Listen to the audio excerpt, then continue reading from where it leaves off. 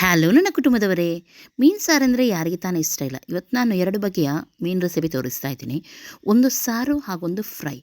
ಎರಡು ಕೂಡ ತುಂಬ ಡಿಫ್ರೆಂಟ್ ಆಗಿದೆ. ಖಂಡಿತ ನೀವು ಟ್ರೈ ಮಾಡಿ.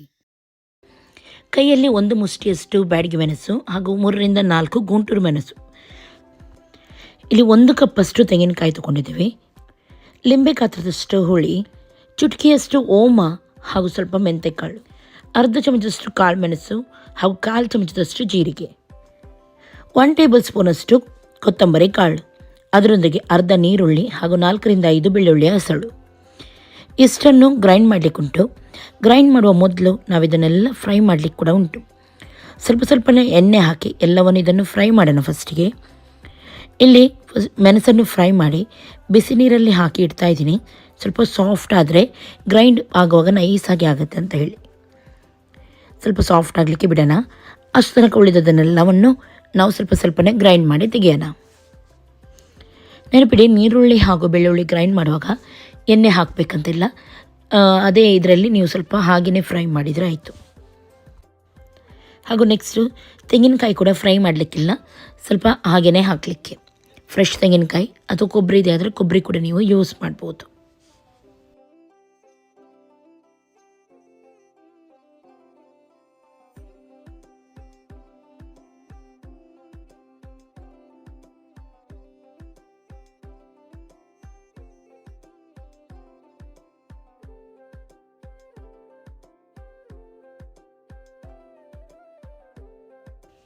ಇವಾಗೆಲ್ಲವನ್ನು ಮಿಕ್ಸಿ ಜಾರಿಗೆ ಹಾಕಿ ನುಣ್ಣಗೆ ರುಬ್ಬಬೇಕು, ಗ್ರೈಂಡ್ ಆಗಬೇಕು, ನೈಸಾಗಿದ್ದು. ಮೀನು ಸಾರಿಗೆ ಯಾವಾಗಲೂ ಮಸಾಲ ಎಷ್ಟು ನೀವು ನೈಸಾಗಿ ಮಾಡ್ತೀರಿ ನೋಡಿ, ಅಷ್ಟು ಟೇಸ್ಟಾಗಿ ಬರುತ್ತೆ.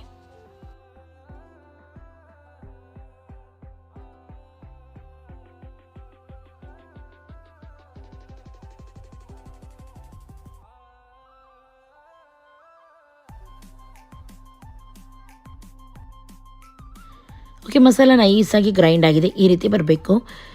ಮಿಕ್ಸಿದು ಏನಾದರೂ ಲಿಂಕ್ ಬೇಕಿದ್ದರೆ ಡಿಸ್ಕ್ರಿಪ್ಷನಲ್ಲಿ ಇರುತ್ತೆ. ಒಂದು ಪಾತ್ರೆ ತೊಗೊಂಡಿದ್ದೀನಿ ಅಗಲವಾಗಿದ್ದು, ಅದರಲ್ಲಿ ಎಣ್ಣೆಯನ್ನು ಹಾಕಿ ಸ್ವಲ್ಪ ಕರಿಬೇವು ಸೊಪ್ಪು ಹಾಕ್ತಾಯಿದ್ದೀನಿ ಹಾಗೂ ಸಣ್ಣ ಗಾತ್ರದ ಒಂದು ನೀರುಳ್ಳಿಯನ್ನು ಹಾಕಿದ್ದೀನಿ. ನೀರುಳ್ಳಿಯಲ್ಲಿ ಚೆನ್ನಾಗಿ ಕೆಂಪಾಗೋವರೆಗೂ ಫ್ರೈ ಮಾಡಬೇಕು.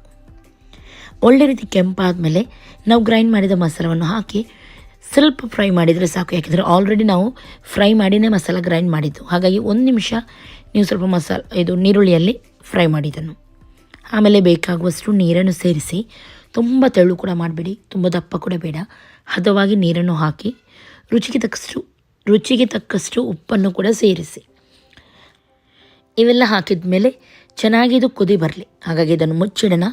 ಒಳ್ಳೆ ರೀತಿ ಕುದಿ ಬಂದ ಮೇಲೆ ನಾವು ಇದಕ್ಕೆ ಬೇಕಾಗಿರುವ ಮೀನನ್ನು ಸೇರಿಸೋಣ. ಈ ಮಸಾಲಕ್ಕೆ ಹೆಚ್ಚಾಗಿ ಬಂಗಡೆ, ಬೂತಾಯಿ ಅದೆಲ್ಲ ಬಿಟ್ಟು ಬೇರೆ ಯಾವುದೇ ಮೀನು ನೀವು ಹಾಕ್ಬೋದು, ಚೆನ್ನಾಗಾಗುತ್ತೆ. ಮೀನನ್ನು ಹಾಕಿದ ಮೇಲೆ ಒಂದು ಕುದಿ ಬರಲಿ. ಅದು ತುಂಬ ಕುದಿಸ್ಲಿಕ್ಕಿಲ್ಲ, ಒಂದು ಒಳ್ಳೆ ಕುದಿ ಬರಲಿ. 4 ಸೈಡ್ ಕೂಡ ಈ ರೀತಿ ಮುಚ್ಚಿಡೋಣ. ಕುದಿ ಬಂದ ಮೇಲೆ ನೋಡಿ, ಈ ರೀತಿ ಬಂದ ಮೇಲೆ ಗ್ಯಾಸನ್ನು ಆಫ್ ಮಾಡಿ. ಕೊತ್ತಂಬರಿ ಸೊಪ್ಪು ಬೇಕಿದ್ರೆ ನಿಮಗೆ ಆ್ಯಡ್ ಮಾಡ್ಬೋದು. ಇವಾಗ ಘಮ ಘಮ ಮೀನಿನ ಸಾರು ರೆಡಿಯಾಗಿದೆ. ಖಂಡಿತವಾಗ್ಲೂ ಇದನ್ನು ನೀವು ಟ್ರೈ ಮಾಡಿ, ತುಂಬ ಚೆನ್ನಾಗಾಗುತ್ತೆ. ಟೇಸ್ಟಲ್ಲಿ ಸೂಪರ್ ಆಗುತ್ತೆ. ಉಪ್ಪು ಖಾರ ಎಲ್ಲ ಕರೆಕ್ಟ್ ಆಗಿದೆಯಾ ನೋಡಿ, ಹುಳಿ ಅಂಶ ಕರೆಕ್ಟ್ ಆಗಿದೆಯಾ ನೋಡಿ. ಇಲ್ಲದ್ರೆ ಸ್ವಲ್ಪ ಹುಳಿ ನೀರು ಕೂಡ ಸೇರಿಸ್ಬೋದು ನೀವು. ಓಕೆ, ಇವಾಗ ನೆಕ್ಸ್ಟ್ ರೆಸಿಪಿ ಕಡೆ ಹೋಗೋಣ. ಮೀನು ಫ್ರೈ ತುಂಬ ಜನರಿಗೆ ಇಷ್ಟ ಇರುತ್ತೆ, ಆದರೆ ಮಾಡಲಿಕ್ಕೆ ಕೆಲವೊಮ್ಮೆ ಎಷ್ಟೇ ಸರಿಯಾಗಿ ಮಾಡಿದರೂ ಚೆನ್ನಾಗಿ ಬರಲ್ಲ. ಇವತ್ತು ನಾನು ಸ್ವಲ್ಪ ಕರೆಕ್ಟಾಗಿ ಟಿಪ್ಸ್ ಒಂದಿಗೆ ತೋರಿಸ್ತೀನಿ, ನೀವು ಟ್ರೈ ಮಾಡಿ. 4 ಬಂಗಡೆ ಮೀನು ತೊಗೊಳ್ತೀನಿ ಹಾಗೂ ಬೇರೆ ಯಾವುದೇ ಮೀನು ನೀವು ತೊಗೊಳ್ಬೋದು. ಸರಿಯಾಗಿ ಅದಕ್ಕೆ ಕಟ್ಟನ್ನು ನಾವು ಹಾಕಬೇಕು. ಮಸಾಲಕ್ಕೆ ನಾನು ಮನೆಯಲ್ಲೇ ಮಾಡಿದ ಬ್ಯಾಡಗಿ ಚಿಲ್ಲಿ ಪೌಡ್ರನ್ನು ಯೂಸ್ ಮಾಡ್ತಾ ಇದ್ದೀನಿ. ನೀವು ಹೊರಗಡೆದು ಕೂಡ ತೊಗೊಂಡು ಬರ್ಬೋದು. ಜಾಸ್ತಿ ಖಾರ ಇರಲ್ಲ, ಹಾಗಾಗಿ ಸ್ವಲ್ಪ ಜಾಸ್ತಿ ಹಾಕಿದ್ದೀನಿ. ಇದರಿಂದ ಮಸಾಲ ಜಾಸ್ತಿ ಆಗುತ್ತೆ. ಹಾಗೂ 1/4 ಸ್ಪೂನಷ್ಟು ನಾನಿಲ್ಲಿ ಜೀರಿಗೆ ಪೌಡರ್ ಹಾಗೂ ಅರಶಿನ ಪೌಡ್ರ್ ಹಾಕಿದ್ದೀನಿ. ನೆಕ್ಸ್ಟ್ ನಾನಿಲ್ಲಿ 1 ಚಮಚದಷ್ಟು ರೈಸ್ ಫ್ಲೋರ್ ಹಾಕ್ತಾ ಇದ್ದೀನಿ. ರೈಸ್ ಫ್ಲೋರ್ ನಿಮಗೆ ಸ್ವಲ್ಪ ಖಡಕ್ಕಾಗಿ ಬೇಕಿದ್ರೆ ಮಾತ್ರ, ಅಥವಾ ಮೆಣಸು ತುಂಬ ಖಾರ ಇದೆ ಪೌಡರ್ ಅಂತಾದರೆ ನೀವು ರೈಸ್ ಫ್ಲೋರ್ ಸ್ವಲ್ಪ ಆ್ಯಡ್ ಮಾಡಿ, ಅದು ಬ್ಯಾಲೆನ್ಸ್ ಆಗುತ್ತೆ. 1 ಚಮಚದಷ್ಟು ವೆನಿಗರ್ ಹಾಕಿದ್ದೀನಿ. ನೀವು ಅದರ ಬದಲು ಲಿಂಬೆ ರಸ ಕೂಡ ಹಾಕ್ಬೋದು. ಸ್ಟ್ರಾಂಗ್ ವೆನಿಗರ್ ಹಾಕಿದ್ದೀನಿ, ನೀರು ಸೇರಿಸಿದ್ದಲ್ಲ. ಹಾಗೂ ಅದರೊಂದಿಗೆ ರುಚಿಗೆ ತಕ್ಕಷ್ಟು ಉಪ್ಪು ಹಾಗೂ ಸ್ವಲ್ಪ ನಾನಿಲ್ಲಿ ತೆಂಗಿನೆಣ್ಣೆಯನ್ನು ಸೇರಿಸಿದ್ದೀನಿ. ಸ್ವಲ್ಪನೇ ನೀರು ಹಾಕಿ ಪೇಸ್ಟನ್ನು ಕಲಸೋಣ. ತುಂಬ ನೀರು ಕೂಡ ಆಗಬಾರ್ದು, ತುಂಬ ದಪ್ಪನೂ ಕೂಡ ಇರಬಾರ್ದು. ನೋಡಿ ಈ ರೀತಿ ಬರಬೇಕು. ಈ ರೀತಿ ಇದ್ದರೆ, ನೀರಿನಂಶ ಇದ್ದರೆ ಸ್ವಲ್ಪ ಮಸಾಲ ಒಳಗಡೆ ತನಕ ಇಳಿಯುತ್ತೆ. ಡ್ರೈ ಆಗಿ ಮಾಡಬೇಡಿ, ಅಥವಾ ತುಂಬ ನೀರಾಗಿ ಮಾಡಬೇಡಿ. ಕೋಟಿಂಗ್ ಸರಿಯಾಗಿ ಕೂರೋದಿಲ್ಲ ಫ್ರೈ ಮಾಡುವಾಗ. ಇವಾಗ ಮೀನನ್ನು ಕೈಯಲ್ಲಿ ಈ ರೀತಿ ಹಿಡಿಬೇಕು. ಆವಾಗ ಮಾತ್ರ ಒಳಗಡೆ ಕರೆಕ್ಟಾಗಿ ನಾವು ಕಟ್ ಮಾಡಿದ್ವಿ ನೋಡಿ, ಅದರ ಒಳಗಡೆ ಮಸಾಲ ಹೋಗುತ್ತೆ. ಮಸಾಲ ಹಾಕುವಾಗ ತುಂಬ ಓವರಾಗಿ ಕೂಡ ಹಾಕೋದಲ್ಲ. ನೋಡಿ ಈ ರೀತಿ ಕರೆಕ್ಟಾಗಿ ಒಳಗಡೆಯಿಂದ ಹಾಕಿದರೆ ಆಯಿತು.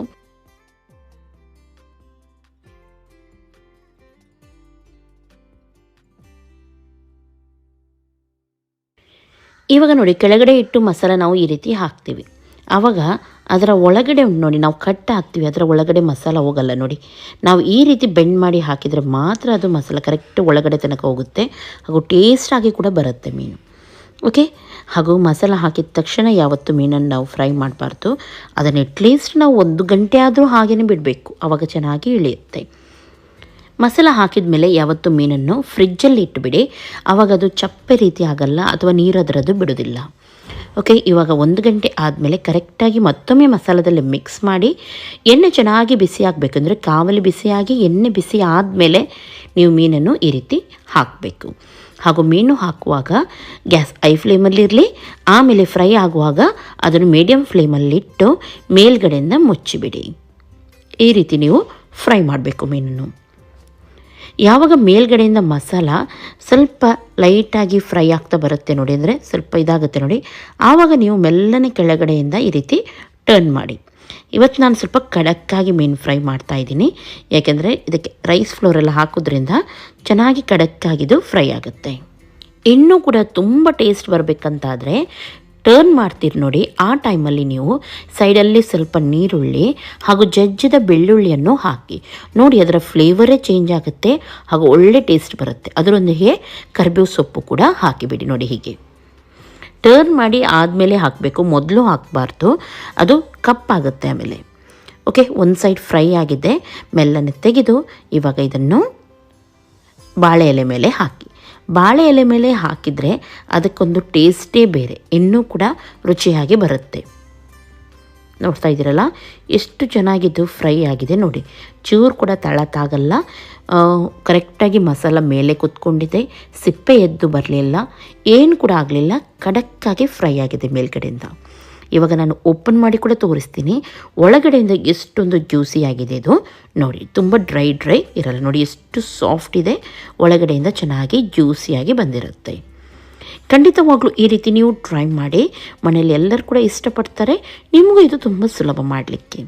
ಇವತ್ತಿನ ಈ ರೆಸಿಪಿ ಇಷ್ಟ ಆಯಿತು ಅಂತಾದರೆ ಲೈಕ್ ಮಾಡಿ, ನಿಮ್ಮ ಫ್ರೆಂಡ್ಸ್ ಜೊತೆ ಎಲ್ಲರ ಜೊತೆ ಶೇರ್ ಮಾಡಿ. ನಾಳೆ ಸಿಗ್ತೀನಿ. ಎಲ್ಲರಿಗೂ ಟೇಕ್ ಕೇರ್, ಬಾಯ್ ಬಾಯ್.